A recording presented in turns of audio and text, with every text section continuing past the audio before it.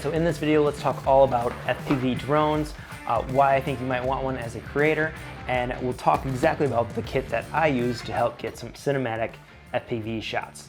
Let's jump in. So I think there's a few reasons you should consider getting an FPV drone as a creator and incorporating that into the content that you're creating. One is because it really does add a nice level of visual interest to your videos. It's not something that people are seeing as much. If you're in the video production camera world, then you might be seeing it a little bit more, but in many other instances, drone footage is still fairly unique and fairly common in general, but especially the type of footage you can get from an FPV drone adds even extra visual interest. So when used well, not used too much, it can really enhance your videos from the visual side. And that really just makes your content more unique and stand out when you're able to find cool ways to incorporate this type of footage. Now, is it going to work for every single creator out there? Absolutely not. It needs to fit with the video you're creating, it needs to make sense, and it needs to work with the story that you're trying to integrate. So if it does that, I highly recommend considering jumping into the FPV world because it has gotten a lot easier to do so. It's not something that you need to know as much information anymore as you used to. It's not as difficult. It's not as expensive as it used to be.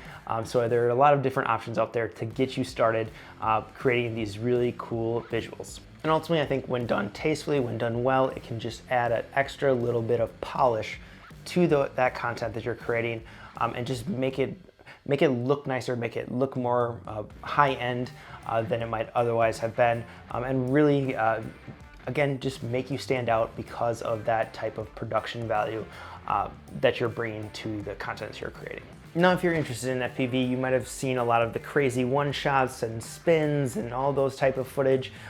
That's not the kind of style that I like to approach using the FPV in. That's not the type of shots I like to get for the videos that I'm doing. I tend to like more of the slow, not necessarily slow, more of the controlled movements where it's less about spins and flips, but much more about flying, say, really low to the ground and just kind of speeding across the ground, flying fast and through different elements, and maybe slowly more slow, controlled movements where it's less shaky, less all over the place, but you're able to do things that you just can't with any other camera or any other drone. So with that, let's jump into the kit that I use for my FPV. This is basically the backpack that I bring around. It's just a low pro. I forget the exact model. I'll be sure to include it in the lower third here, and all the things they talk about here will be linked in the description below. So if you want to check anything out more, learn any more about it, be sure to head on down to the description and find those links there. But this is just the backpack I use. If I'm going out in a local place, I'll just bring this. Or if I'm traveling, I just bring this backpack along on the trips and keep everything there. So it's all contained in one unit. It's just a grab and go type of situation where I don't need to be monkeying around with a bunch of different things and switching out cubes in my normal camera bag. Speaking of which, if you want to learn more about my regular camera bag, check out the link up here. But let's jump into what this looks like and talk more about what's all in this kit, what I'd be sure to bring every single time. So first of all, the big thing is the FPV drone. I have the DJI Avada. Now, this is an amazing beginning FPV drone. DJI really did a lot of really cool things to make this easy to jump into and easy to get started. I've really enjoyed flying it. I've had it probably a year and a half, 2 years at this point, and have really liked it a lot. And it allows me to shoot the type of footage that I was specifically talking about. A lot of more of the slower controlled movements. I'm not doing a lot of flips, a lot of things like that. I'm doing more of that cinematic style FPV, and I think this is an amazing drone if you're looking to get started on your first FPV because of all the things that come with this kit. So let's jump into exactly what that looks like. So with the Avada, it comes with one battery that's attached here to the back. So you have that battery there. I also bought 2 other additional batteries in order to be able to fly more, to get more shots. I found that this works about right. I usually don't ever fly it quite that long where I need all three, but if I have multiple different locations that I want to go to and be able to fly, this tends to work out perfectly because I'll fly for a segment of time, swap out one battery for a brand new one, even if I didn't use the full one, and then I have a full charge and I'm ready to go and can feel confident in the amount I'm flying. So this 3 batteries ends up being about perfect for me. With that, I always bring along my this little, I forget exactly what this calls, but it's essentially the battery charging hub. Plugs in by a USB, allows you to charge 4 batteries at a time. Works out really well. I like the slim profile of it, so I always have that with me. And then, of course, along with that comes a USB-C cable. I brought one really extra long one in case I ever want to connect to the goggles, which let's check out the goggles, see what they look like. So here are the goggles that I have. This is just the first version that came with the Avada. The naming of the goggles is slightly weird that DJI has, but these are the ones that came initially with the FPV, with the Avada right out of the gate, and I really like them. They've worked really well for me. I've been very happy. I don't have a lot of other experience with FPV goggles, but have really enjoyed these ones. They work great.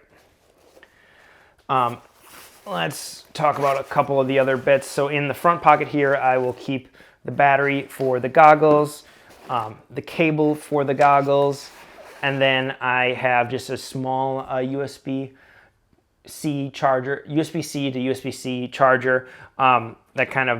This is what I usually use to plug in the hub to charge the batteries. Again, I will use this one if I want to plug, say, the goggles into my iPhone and be able to show somebody else what I'm seeing or what I'm flying, or if for whatever reason I want to connect those, I'll use this longer cable to do that. That's what's up there. And then the other big piece, so the one nice thing is the kit gets to be super small, super compact, not a lot of fluff to it, but this is essentially all the essentials. So I like it that way. What I actually have found I really enjoyed using is the motion controller. Now, I have the regular controller, joystick controller as well.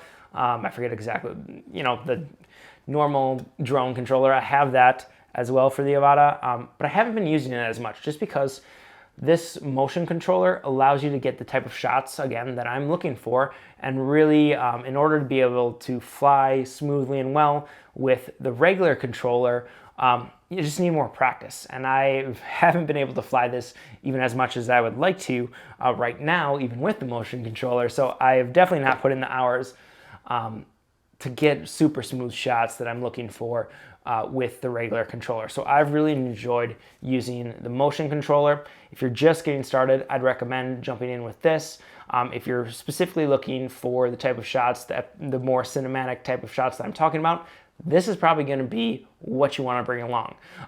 Again, it allows me to jump in and just do more cinematic flying right away that I can then incorporate into videos versus having to spend a ton of time on simulations to get up to speed, to be good enough to handle the regular FPV controller, or to have to just fly without actually getting footage. Like, I don't have enough time to just practice.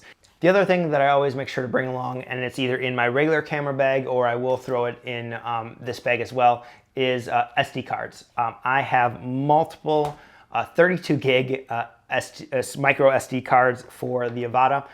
The reason is anytime I bring the Avada back, I want to take out that SD card and put it away because often off chance that I somehow lose this, something happens, and that can happen with flying drones in general, but especially with flying FPV when you're doing a little more crazy stunts, flying close to the water. Luckily, knock on wood, I have not had any issues yet.